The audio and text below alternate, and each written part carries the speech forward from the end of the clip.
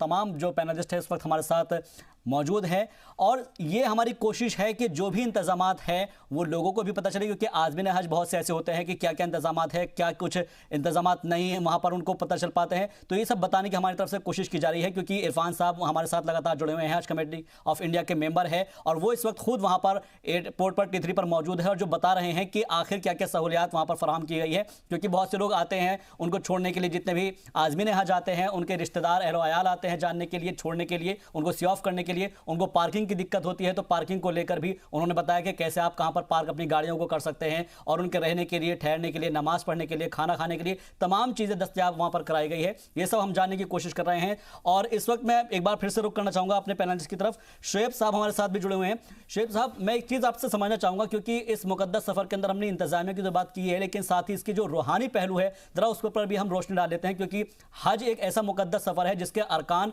बेहद ही तरीके के साथ और सलीके के साथ मुकम्मल किए जाते हैं। बिल्कुल, क्योंकि देखिए इसका रूहानी पहलू इतना बेहतरीन है और इतना उम्दा है कि इसका एक हिस्टोरिकल पर्सपेक्टिव भी है। चूँकि हज़रत इब्राहीम अलैहिस्सलाम के ऊपर जितनी आजमाइशें हुई और उस आजमाइश के दौरान जो जो अमल उन्होंने किए जी, और इवन कि हज़रत इब्राहीम अलैहिस्सलाम के जो बेटे हैं, ठीक है ना, उनका जो वो अमल था कि पैर से जो है वो ज़मीन पे पटक रहे थे और वहीं से वो चश्मा जारी हुआ। आज तक जो है तमाम मुल्क और तमाम जो दुनिया के लोग हैं उस पानी से, जिसको जमजम का पानी कहते हैं, उससे फैज़याब होते हैं। तमाम दुनिया के जो है वो कुएं सूख सकते हैं, लेकिन वो जो है जमजम का पानी कभी नहीं सूखे। तो वहाँ पे जो तमाम अमल हुए जो हज़रत इब्राहीम अलैहिस्सलाम के ज़माने में कि उनकी जो अहलिया मोहतरमा, उनका भी वो अमल कि जब बच्चा रो रहा था,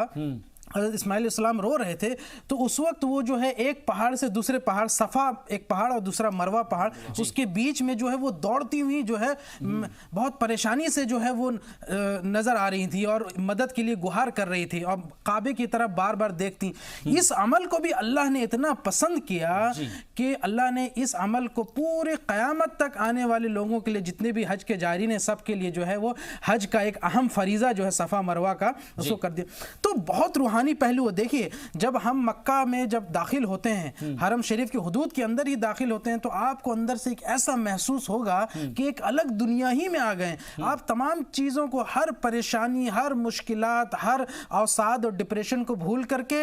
आपको एक रूहानियत की महसूस होती है, रूहानियत वहां पर महसूस होती है। और जब मक्के में जब आप काबा शरीफ के इर्द गिर्द जब आप तवाफ कर रहे होते हो, तो यकीन कीजिए मैं खुद भी इसका वहां पे विटनेस रहा हूं कि आपको एक अलग सी एनर्जी मिलती है, एक अजीब सी। और जब आप मदीने में जब जाते हैं तो अल्लाह के नबी सल्लल्लाहु अलैहि वसल्लम के जब रोज़े मुबारक के करीब जाते हैं, तो आपको लगेगा ऐसा कि जैसे अल्लाह के नबी सल्लल्लाहु अलैहि वसल्लम खुद बुला रहे हों कि आओ मेरे पास। और जब आप जो है वहाँ पे कोई भी गुफ्तगू करते हैं तो अल्लाह के नबी सल्लल्लाहु अलैहि वसल्लम खुद अपने कानों से जो है उसको सुनते हैं। आप जो सलाम करते हैं हुज़ूर सल्लल्लाहु अलैहि वसल्लम जो उसका जवाब भी देते हैं। कितनी खुशनसीब बात। इसलिए मैं समझता हूँ कि एक पहलू और मैं थोड़ा सा इसमें जोड़ दूँ कि बहुत सारे लोग, आपके पास आऊंगा, बहुत सारे लोग, एक आखिरी कि बहुत सारे लोग ये समझते हैं कि भाई हज जो है हमें सारी काम से फुर्सत होने के बाद ही करना चाहिए या बुढ़ापे में करना चाहिए। ऐसा नहीं है। आप इंडोनेशिया, मलेशिया का एग्जांपल लीजिए। जवानी में जो है जो हज का मजा है और जवानी में जो हज की जो उसकी सवाब है और जितना आप बेहतर तरीके से कर पाएंगे उतना जो है किसी वक्त में नहीं कर पाएंगे। इसलिए मैं समझता हूँ कि वो जो स्टीरियोटाइप है उसको बंद करना चाहिए और जितने भी नौजवान हैं, चाहे वो लड़के हों लड़कियां हों, उनको जवानी में हज करने के लिए बेहद अहम आपने बात उठाई है कि जवानी का जो हज है वो काफी ज्यादा मकबूल होता है और काफी पसंद भी खुदा की तरफ से किया जाता है, क्योंकि ज्यादा अरकान आप कर पाते हैं। बेशक इरफान अहमद साहब भी हमारे साथ जुड़े हैं, मैं आपके पास आऊंगा यासिर साहब, लेकिन इरफान अहमद साहब आपसे मैं समझना चाहूंगा, क्योंकि आप बता रहे थे कि तमाम जो सहूलियात हैं वहां पर मौजूद हैं। आपने बताया है कि किस तरीके से आप वहां पर जाएंगे, अपने जो जितने भी रिश्तेदार हैं उनके पहुंचते हैं, उनके रहने के लिए, खाने के लिए, नमाज पढ़ने के लिए तमाम चीजें वहां पर मैसर है। मैं एक चीज और आपसे समझना चाहूंगा कि अगर कोई शख्स अपने रिश्तेदारों के साथ जाता है, वहां पर रहता है, तो कितने देर तक रुक सकता है, यह समझने की कोशिश कर रहे हैं आपसे। और साथ ही और क्या बेहतर इंतजाम इस बार किए गए हैं?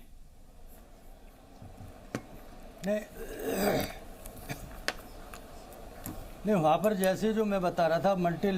लेवल कार पार्किंग जो बिल्डिंग है उसका 4th फ्लोर जो है वो पूरा डेडिकेटेड है जी। वहाँ पर जो बाहर से विजिटर्स आते हैं, रिश्तेदार आते हैं, छोड़ने आते हैं, तो हाजी जब उनका अंदर चला जाता है उसके बाद में उनकी जो है वो जिम्मेदारी खत्म हो जाती है जी। वो फिर जिम्मेदारी पूरी जो है हमारे एडमिनिस्ट्रेशन के ऊपर आती है जी। हम हाजी को लेकर इधर अंदर आ जाते हैं, तो उनके जो रिश्तेदार है वो वहाँ से चले जाते हैं। तो वहाँ पर हमने जो है 8-10 जो है दुकानों का भी अरेंजमेंट करा है जी। जहाँ पर सब्सिडाइज रेट पर पानी की बोतल मिलती है, खाने का सामान भी मिलता है, बिरयानी भी आपको मिलेगी और जो भी चीज़ आप ले सकते हैं वहाँ पर वो मिल जाती है और बहुत ही कम रेट पर मिलती है। हमने अलग से जो है पानी पीने के लिए अलग से मशीन भी लगाई हुई है, 4-5 मशीन भी लगी हुई है। फ्री जो है वो पानी जो है उसका एयर कूल जो हुआ हुआ पानी होता है, चिल्ड पानी होता है, वैसा नॉर्मल पानी होता है, उसका भी वहाँ इंतजाम है। तो किसी भी आने वाले विजिटर को कोई प्रॉब्लम नहीं है। लेकिन मैं फिर भी आपके जी सलाम, क्योंकि एक बहुत बड़ा नेटवर्क है, जी नेटवर्क बहुत बड़ा है, आपके इस चैनल के माध्यम से मैं सभी हुजाजे किराम से ये गुजारिश करनी चाहूँगा, उनके अहले खानदान से गुजारिश करनी चाहूँगा कि हमारे हुजाजे किराम को हाजी को अगर छोड़ना है तो एक कार में लेकर आए जिससे यहाँ पर कोई प्रॉब्लम ना हो, क्योंकि इतना बड़ा जो अरेंजमेंट है, एक हाजी के साथ 40-50 आदमी छोड़ना है। एक दिन में 4-5 फ्लाइट, एक फ्लाइट 340 की है, दूसरी 423 की है, 450 की है, तो अब आप अंदाजा लगाइए कितना बड़ा अरेंजमेंट करना पड़ता है। तो हम ये चाहते हैं कि कम से कम उन्हें छोड़ना है। ठीक है, बहुत अच्छा आपने ये इंतजाम किए गए हैं और जितने भी हमारे नाज़रीन इस वक्त ये चर्चा को, इस डिबेट को देख रहे हैं, वो समझ जाएंगे कि कौन कौन से वहां पर अरकान जब अदा करने के लिए लोग जा ही रहे हैं। लेकिन उससे पहले जो जितने भी रिश्तेदार हैं उनको ये चीज़ें समझनी चाहिए कि कितना सामान लेकर जाना है और कितने लोग जाने हैं, ताकि उनको कोई परेशानी ना हो, कोई दिक्कत ना हो। यासिर साहब हमारे साथ जुड़े हुए हैं। यासिर साहब, एक चीज़ आप मैं सबसे समझना चाहूँगा यासिर साहब कि जो सब्सिडी को लेकर एक बात कही जाती थी कि सब्सिडी के हिसाब से लोग जाया करते थे कि भाई सब्सिडी मिलेगी और हज के ऊपर सब्सिडी अब खत्म कर दी गई है, उसके बावजूद भी इसके अंदर तादाद में इजाफा हुआ है। इसको आप किस नज़रिए से देखते हैं? देखिए, एक तो ये सबसे मुक़द्दस हमारे 5 अरकानों में मुझे लगता है कि 5 अरकान इस्लाम के जो दिए हैं वो बहुत ही मुक़द्दस हैं, लेकिन हज मुझे लगता है कि सबसे अव्वल नंबर पे हज अगर आता है, जो लोग मानते हैं उसको, तो उस पर अगर कहीं से हम एक तरीक़े से हमारे ऊपर एक बोझ सा लगता था। जब भी हम जिन हाजियों के साथ हम लोगों ने तमाम पहले बात करी, उनको सब्सिडी कभी भी लोगों को जची नहीं, एक एहसान थी, एक एहसान की तरह सब्सिडी लगता था। उसको ख़त्म करने का ख़त्म किया गया और ख़त्म किया हमारे माइनॉरिटी मिनिस्टर ने। तो उनका एयर इंडिया को फ़ायदा पहुंचाने के लिए सब्सिडी दिया करते थे। नहीं, अब वो तो देखिए वो आप मतलब सोच सकते हैं, लेकिन जो मैं एक नॉर्मल तरीके से जो हमारे हाजी हैं जो इस मुक़द्दस सफ़र में जा रहे हैं, उनकी जो पहले सोच हुआ करती थी उसको बयान कर रहा हूँ। और मैं अगर इरफान साहब जुड़े हुए हैं तो मैं उनको बहुत मुबारकबाद दूंगा, क्योंकि वो एक्चुअल तौर पे खिदमत खल्क कर रहे हैं। और हमने जो रिसर्च, क्योंकि हम लोग तो डेली मिनिस्ट्री से जो भी चीज़ें आती हैं वो उनसे पूछते हैं कि आज क्या हो रहा है, कल क्या हो रहा है, और उन्हीं के रिपोर्ट के आधार पे हम तमाम चैनल्स पे अपनी बात रखते हैं। तो वो मेरे पास जो चीज़ें, जो मटेरियल आता है कि कहाँ पे कैसे हो रहा है। लेकिन इरफान साहब ने भी बहुत शानदार तरीके से, जिस तरीके से उन्होंने कहा कि उन्होंने एक बड़ा, एक बहुत लोगों के अंदर एक ज़बरदस्त उनके जेब पे बोझ पड़ता है जब आप एयरपोर्ट पे अपनी गाड़ी को लेके जाते हैं। वाकई अगर उन्होंने 150 का जो रेट रखा है, ये बहुत काबिल तारीफ़ है, क्योंकि एम्बार्केशन पॉइंट दिल्ली के वही इंचार्ज हैं, उनका बड़ा शानदार इसमें रोल रहा होगा। और उन्होंने इस तरीके से तो ये एक बोझ कम किया है। जो आज़मीन जितने भी जा रहे हैं उनके साथ जो रिलेशन के लोग आते हैं, क्योंकि एक ट्रेंड है, उनसे वहाँ दुआ ली जाती है, उनसे हाथ मिलाया जाता है, उनको दुआ करी जाती है उनके लिए कि वो अल्लाह उन्हें उस जगह पे, उस मुक़द्दस जगह पे जिसकी हर मुसलमान को तमन्ना है कि उस दयार पे तो पहुँचे। तो इसलिए मैं बड़ा शुक्रगुजार हूँ हज कमेटी का और ख़ास करके अपने इरफान भाई का कि उन्होंने बड़ा शानदार काम किया। लेकिन मैं इसमें इंतज़ामिया में बार बार जो हमारे पास रिसर्च के साथ जो चीज़ें आई हैं, उसमें यह है कि 21 हवाई अड्डे से जो 500 परवाज़ हवाई जहाज़ जो उड़ रहे हैं, उसके लिए हम सरकार के शुक्रगुजार हैं। एक बड़े नंबर पे इस बार उन्होंने दिया है, किसी तरीके से किसी को कोई प्रॉब्लम नहीं हो। हर हवाई अड्डे पे मैं बार बार आपको कह रहा हूं कि चाहे वो गुवाहाटी में हो, चाहे वो लखनऊ में हो, चेन्नई में हो, तमाम अलग अलग डेट हैं, किसी की 17 है, किसी की 21 जुलाई है, किसी की 23 जुलाई है, सब वहां से परवाज करेंगे अपने रास्ते के लिए और अपनी जगह, उस मुक़द्दस जगह के लिए। तो ये बेहद शानदार तरीके से हज कमेटी भी, और मैं आपको बताऊं कि इस 2 लाख जो लोग इस बार जा रहे हैं, इसमें 1,40,000 तो हज कमेटी के थ्रू जाते हैं, और जो 60,000 है वो ग्रुप ऑर्गेनाइजर जो है HOG के तहत जाते हैं। और उसमें क्योंकि हज कमेटी का भी एक बहुत बड़ा रोल है, और हज कमेटी बहुत सारी चीजें, और उसके बाद भी जब आप वहां मदीने में, मक्के में जब आप पहुंच जाते हैं तो वहां पे जो इंतजामिया है, वहां पे आपका ख्याल कैसे रखा जाए, वहां कोई प्रॉब्लम नहीं हो। आप अभी सफा और मरवा की बात हो रही थी, और भी जो पहाड़ियां हैं जहां पे लोग जाते हैं, और जिस तरीके से पूरे दुनिया से मुसलमान आते हैं, क्योंकि वो एक आप हुजूम देखते हैं, कई सारे इंसिडेंट भी हुए हैं। हम लोग बार बार इसके लिए भी दुआ करते हैं, और जितने लोग हैं आपके नाजरीन जो इस वक्त जी सलाम को देख रहे हैं, मैं उनसे भी कहूंगा कि आप उन हाजियों के हक में दुआ करिए कि वो अपने हज को पूरा करके, कंप्लीट करके अपने अपने मुल्क में, अपने अपने मुल्क के वो शहर में आए, और लोगों के लिए, क्योंकि जो भी हाजी जाता है वो अपने मुल्क के तरक्की के लिए, वो अपने मुल्क के रहने वालों के फलाह और बहबूद के लिए, वो अपने मुल्क में रहने वालों के सेहत के लिए, और अब उनका मुल्क दुनिया में कैसे नंबर 1 बने उसके लिए दुआ करता है। तो ये तमाम नाजरीन को, यासिर जिलानी साहब, क्योंकि हमने देखा है कि पिछले दिनों या पिछले बरसों के अंदर जो प्राइवेट टूर ऑपरेटर्स थे उन्होंने इसको तिजारत बना लिया था। हर बार अखराजात बढ़ते चले जा रहे थे, क्योंकि अभी तक हम सहूलियात के ऊपर बात कर रहे थे, लेकिन अब प्राइवेट टूर ऑपरेटर्स की बात अगर हम करें तो उनके अखराजात लगातार बढ़ते चले जा रहे थे, उसको बढ़ाते चले जा रहे थे, तिजारत बनाते थे इसको, एक कम से कम उसके ऊपर एक लगाम लगी है। बहुत देखिए, मैंने आपको क्या कहा, एक तो मिनिस्टर साहब जो हैं उनकी क़यादत, उनका इरादा, उनके काम करने का तरीका बहुत डिफरेंट है। लोग ये समझ नहीं पा रहे, जो पहले की सरकार थी या पहले की जो मिनिस्ट्री ऑफ माइनॉरिटी थी, उसके काम करने का तरीका और अभी के काम करने का तरीका जब से मुख्तार अब्बास नकवी साहब में बहुत अलग है। ये चाहते हैं कि हर चीज ट्रांसपेरेंसी के थ्रू हो, हर चीज जो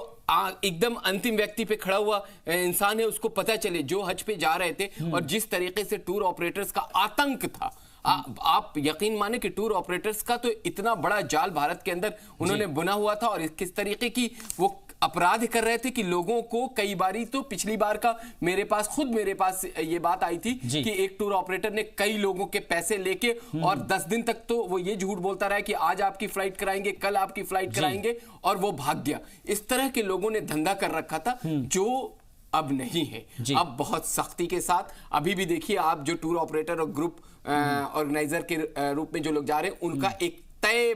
पेमेंट है, उससे आप ज्यादा पैसा किसी से चार्ज नहीं कर सकते। ये क्यों हो रहा है? क्योंकि जब मजबूत इरादे की सरकार हो, मजबूत इरादे का मिनिस्टर हो, काम करने का अगर आपके पास, अगर आपके अंदर किसी तरीके के, पहले क्यों इस तरह की चीजें होती थी, करप्शन था, करप्शन से हर जगह हर डिपार्टमेंट भरा हुआ था। आज करप्शन फ्री है। माइनॉरिटी मिनिस्ट्री के आप किसी भी कार्यक्रम को जब लेंगे और करने की कोशिश करेंगे तो आपको, अभी आप यहाँ पे नेट पे ऑन करें, एक उनके प्रोग्राम्स को खोलें, उसको डालें, आपको एग्जैक्टली किस आदमी से कब कॉन्टैक्ट करना है, क्या आपको भेजना है, ये मुख्तार अब्बास नकवी साहब ने पिछले 3 सालों में, पहले टेन्योर में मोदी साहब के, उन्होंने बहुत शानदार तरीके से इनिशिएटिव लेके एक ढांचा को खड़ा करा, और अब जो दूसरा टेन्योर है उसमें वो सारी चीजें कंप्लीट हो रही। तो मुझे लगता है कि अब टूर ऑपरेटर का भी दिमाग सही हो चुका है, उन्हें समझ में आ गई है कि अब कोई धांधली नहीं चल सकती। हाँ, अगर वो अपने तरीके से जो सरकार कह रही है, जो टर्म्स एंड कंडीशन पे सरकार उनको कह रही है, अगर उसमें करेंगे तो उनको हो सकता है कि आने वाले वक्त में